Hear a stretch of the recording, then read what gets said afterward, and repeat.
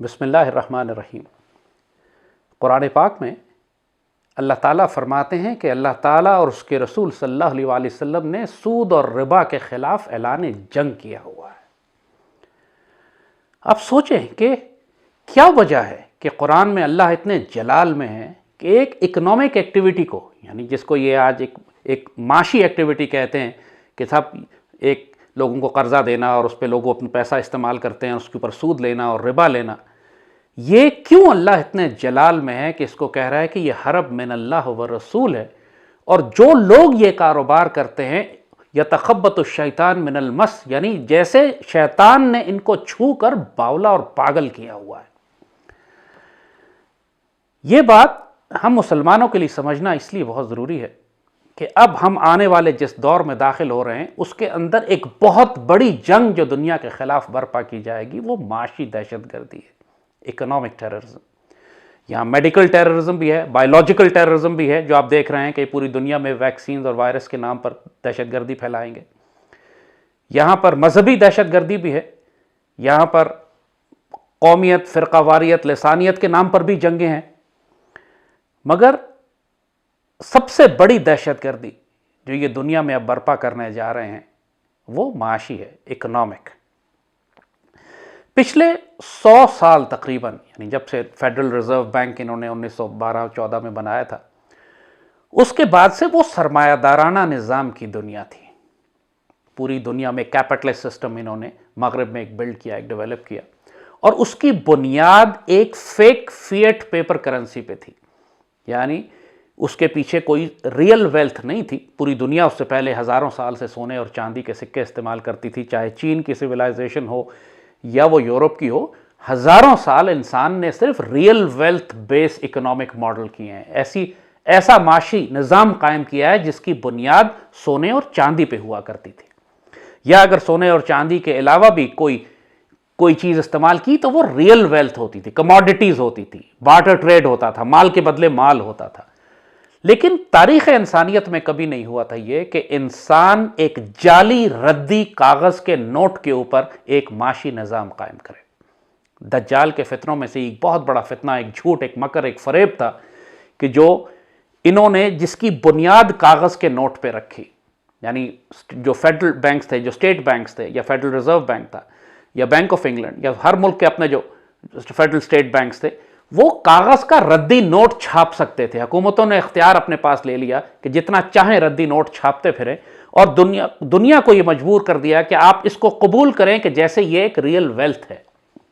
Theoretically जितने American bank के अंदर जो सोना रखा हुआ है, जो ख़जाने रखे हुए हैं, कहने को लोगों को एजम्पशन है, एग्ज्यूम करते हैं कि जितना डॉलर प्रिंट होता है उसके पीछे शायद फेडरल रिजर्व में फोर्ट नॉक्स में सोना रखा हुआ है। ऐसी कोई बात नहीं है।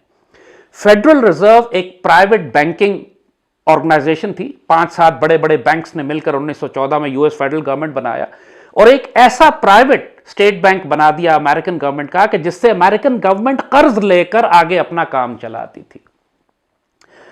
और जो डॉलर प्रिंट किए जाते थे, यानी ये तकरीबन 1971 तक $35 to an ounce Federal Reserve किसी हद तक गोल्ड बैकिंग थी उसकी, और वो कहते थे कि $35 और 1 आउंस सोने की कीमत थी, और फेडरल रिजर्व मजबूर था कि अगर कोई लोग डॉलर लेके फेडरल रिजर्व में जाएं तो वो इसको सोना उसको अदा करे।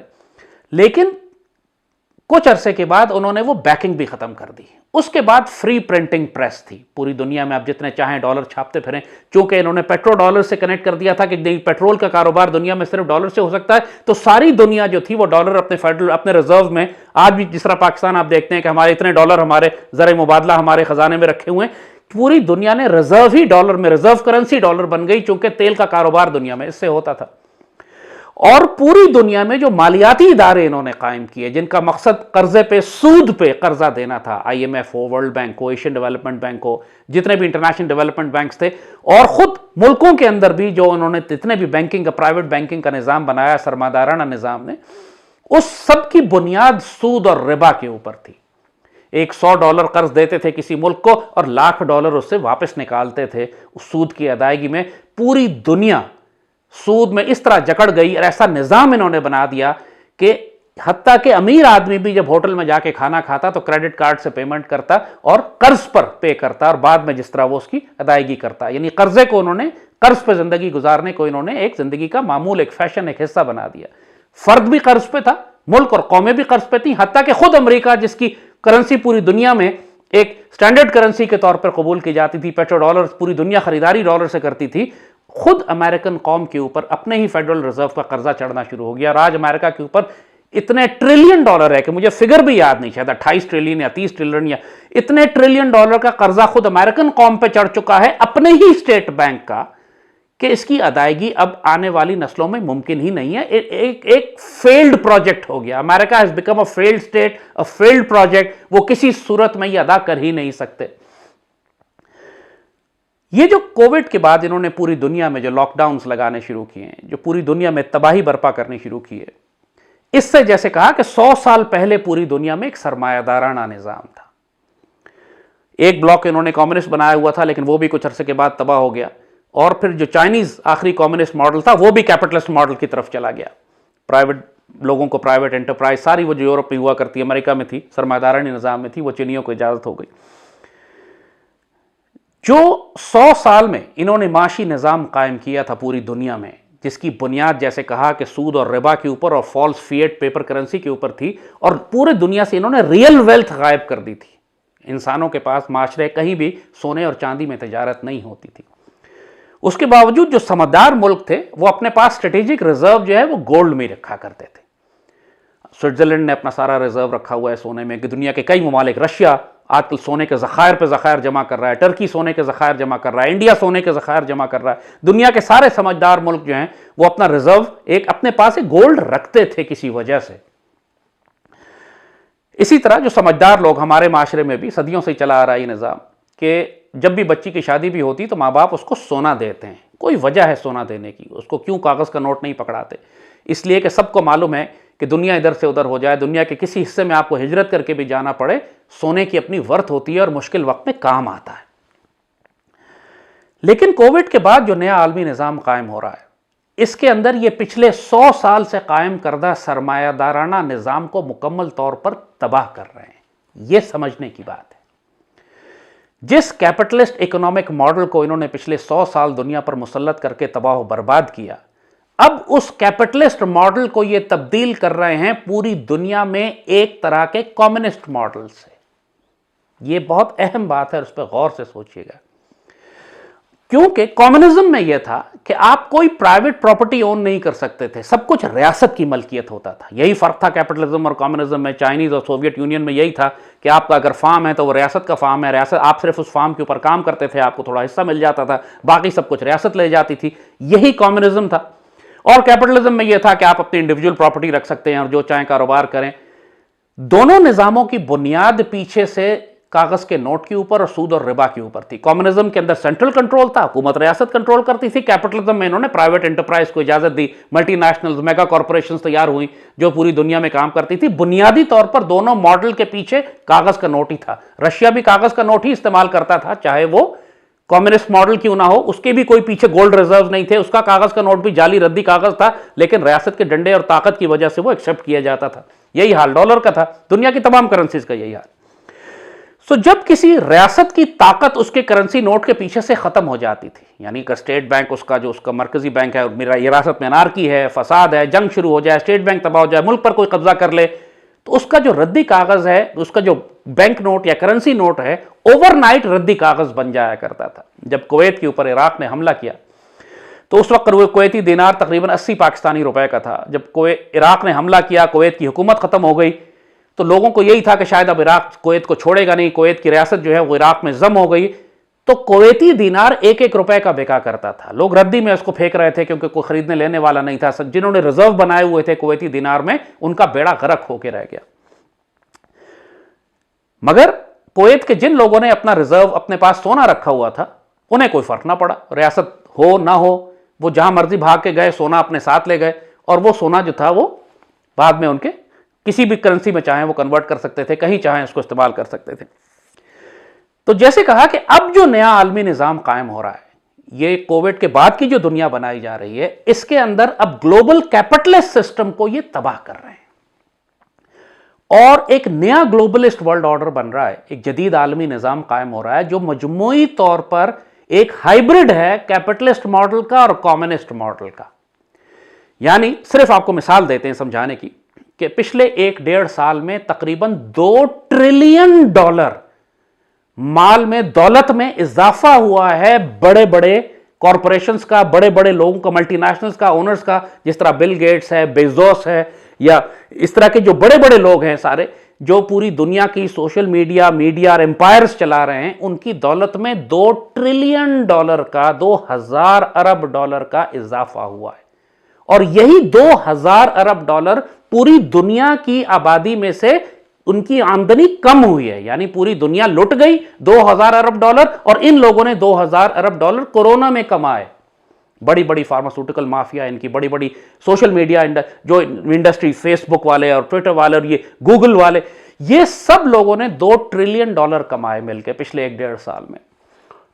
सो ये कैपिटलिस्ट जो हैं, ये सरमायादार तो रहेंगे, लेकिन पूरी दुनिया के लिए एक ग्लोबल डिक्टेटरशिप, एक कम्युनिस्ट निजाम लाया जा रहा है। वर्ल्ड इकोनॉमिक फोरम ने अपनी एक वीडियो निकाली है कि अगले 2030 तक आपके साथ दुनिया में क्या होगा। तो बड़े फखर से वो आपको बड़ा तसल्ली देके कहते हैं कि 2030 तक यू विल ओन नथिंग।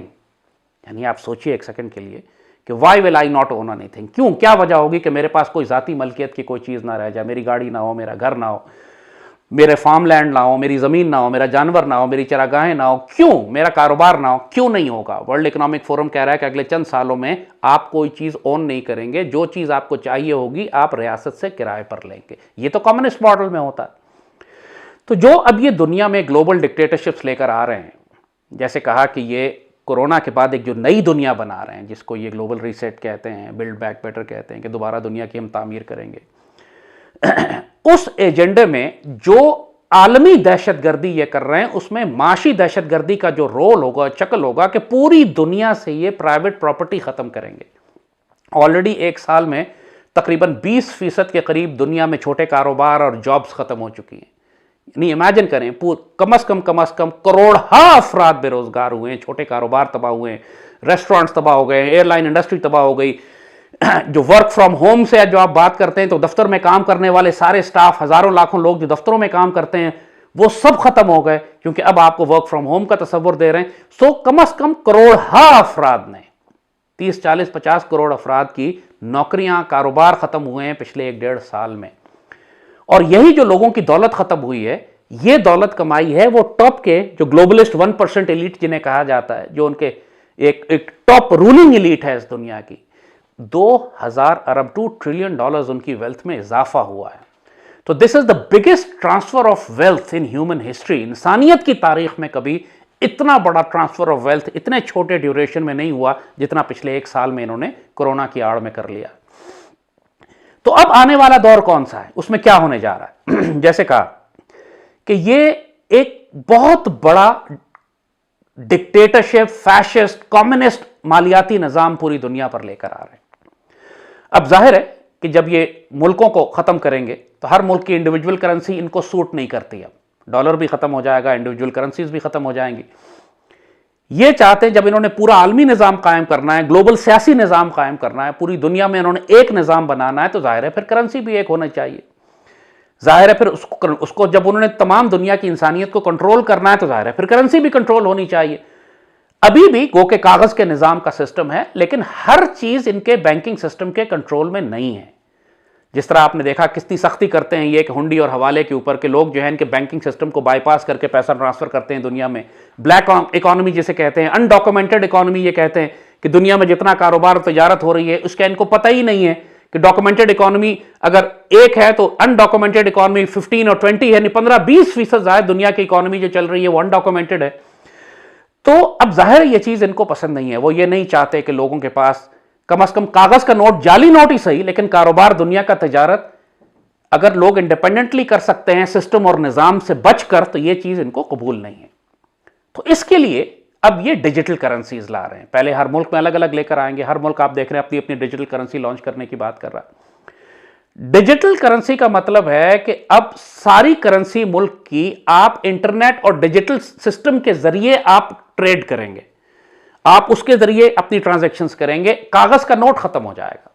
जब कागज का नोट खत्म हो जाएगा तो फिर वो जो आम लोग जो इस सिस्टम से बचकर अपना कारोबार कर लिया करते थे, वो सारे के सारे बेकार हो जाएंगे। जैसे हुकूमत करती है कभी कभार के जी 5,000 का नोट तब्दील कर दिया, जिन लोगों ने घरों में छुपाया होता है वो फंस जाते हैं, वो बैंक जाते हैं तब्दील कराने के लिए।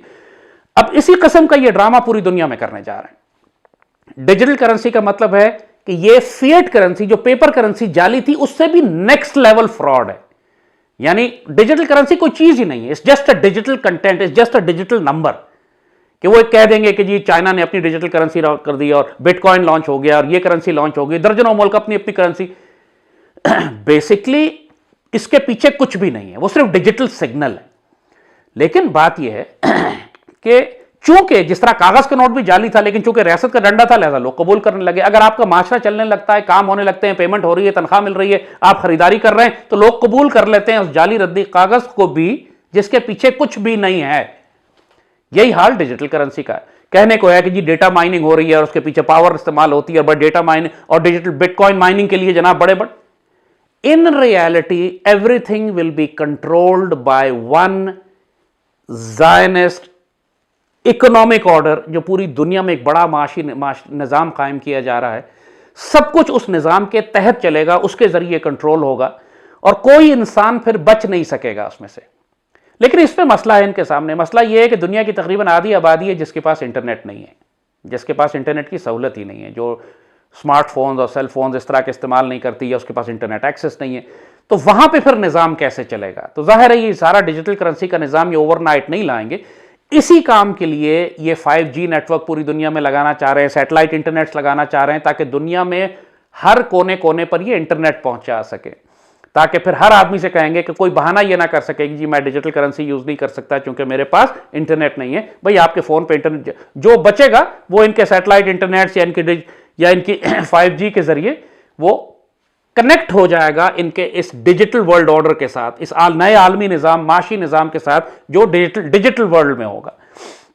और फिर हर इंसान की हर ट्रांजैक्शन ये मॉनिटर कर सकेंगे। आपने अगर अपने भाई को भी पैसे भिजवाएं तो जाहिर है डिजिटल सिस्टम से भेजेंगे आप, तो डिजिटल करेंसी मॉनिटर होगी, डॉक्यूमेंटेड होगी। कोई हुंडी हवाले का काम नहीं हो सकेगा, कोई आप हुकूमत से छुपा के पैसे नहीं रख सकेंगे, कोई इंसान आजादाना एक इलाके से दूसरे इलाके अपनी दौलत लेके नहीं जा सकेगा, क्योंकि सब कुछ जो होगा वो उस डिजिटल सिस्टम के थ्रू कंट्रोल हो रहा होगा और सेंट्रल कंट्रोल होगा। तो पूरी दुनिया में हर इंसान मॉनिटर होगा, उसी तरह जिस तरह ये पासपोर्ट, कोविड वैक्सीन के नाम, पासपोर्ट के नाम पर पूरी दुनिया में डिजिटल आईडीज निकाल रहे हैं कि हर इंसान को डिजिटल आईडी दी जाएगी कि इसने वैक्सीन लगाई है कि नहीं, जिसको ये कोविड पासपोर्ट कह रहे हैं। आप ट्रैवल नहीं कर सकेंगे, आप अपने इलाके से बाहर नहीं जा सकेंगे, आप हत्ता के दुकान से जाके खरीदारी नहीं कर सकेंगे अगर आपने वो डिजिटल पासपोर्ट नहीं दिखाया इनको, जो कनेक्टेड होगा आपके उस ग्लोबल डिजिटल सिस्टम के साथ जिसके अंदर डिजिटल करेंसी भी कनेक्टेड है। इसी तरह चाइना एक बहुत बड़े मॉडल पे काम कर रहा है जिसको सोशल क्रेडिट सिस्टम कहते हैं। यानी हर इंसान को आप क्रेडिट देंगे, आप ये बताएंगे कितना अच्छा आदमी है, कितना बुरा आदमी है, हर इंसान उसके बारे में राय कायम करेगा, उस पर आपको सोशल क्रेडिट्स मिलेंगे, आप किस तरह सिस्टम में बिहेव कर रहे हैं, ट्रैफिक रूल्स आपने कितने तोड़े, बगावत आप करते हैं या नहीं करते। तो ये सारा सोशल क्रेडिट सिस्टम आपको डिफाइन करेगा कि माशरे में आपको सहूलतें कितनी दी जाएं। अगेन ये कनेक्टेड होगा आपकी डिजिटल उस सिस्टम के साथ जहां पर ये डिजिटल करेंसी और आपकी सारी पूरी आपकी जिंदगी डिजिटल वर्ल्ड में कंट्रोल करेंगे।